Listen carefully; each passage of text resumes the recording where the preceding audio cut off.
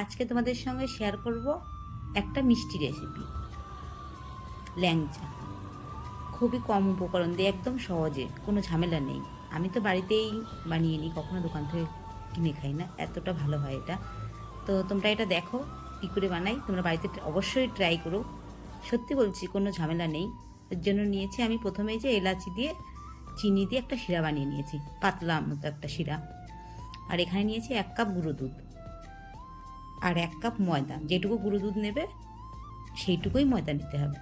আর এখানে আমি নিয়েছি ঘি আর একটু বেকিং পাউডার নিয়েছি। এটা ভালো করে মিশিয়ে নেব। ঘি না থাকলে তোমরা ডালটা ইউজ করতে পারো, কিন্তু তেলটা দিলে হবে না। এখানে আমি ভালো করে মেখে নেব, কমসে কম 5 মিনিট মতো মেখে নিয়েছি, সুন্দর করে মিশিয়ে নিয়েছি। অল্প অল্প জল দিয়ে আমি এটাকে মেখে নেব। একটু নরম করতে হবে অবশ্যই, শক্ত হলে কিন্তু হবে না, এতটাই নরম। এই যে ঘিটা দিয়েছি যার জন্য ওটা পরে শক্ত হয়ে যাবে। আর এখানে আমি যে ছেঁকে নিয়েছি জলটা, এলাচিগুলো ফেলে দিয়েছি। তো চিনির যে শিরাটা ওটা রেখে এখানে হাতে একটু ঘি লাগিয়ে নিয়েছি। যে যেরকম শেপ দেবে, গোল লম্বা দিতে পারো। আমি এরকমভাবে লম্বা টাইপের একটা শেপ দিয়ে নিয়েছি আর একটা শুধু গোল করেছি।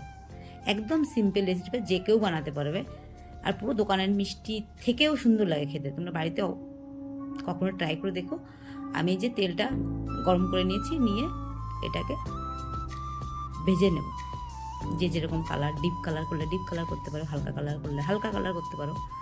অবশ্যই খেয়াল রাখতে হবে তেলটা যেন খুব গরম না হয়।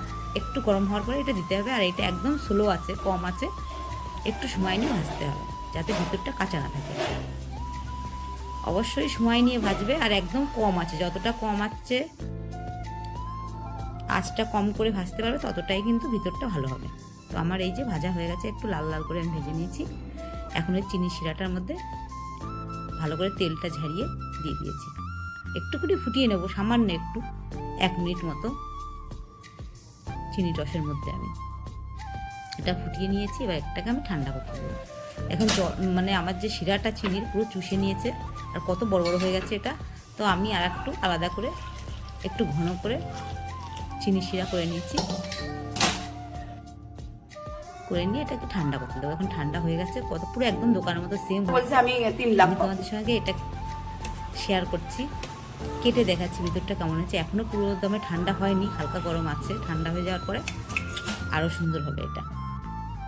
অবশ্যই মাথায় খেয়াল রাখবে, কিন্তু প্রথমে যে চিনি শিরাটা একটু পাতলা করবে, পরে যদি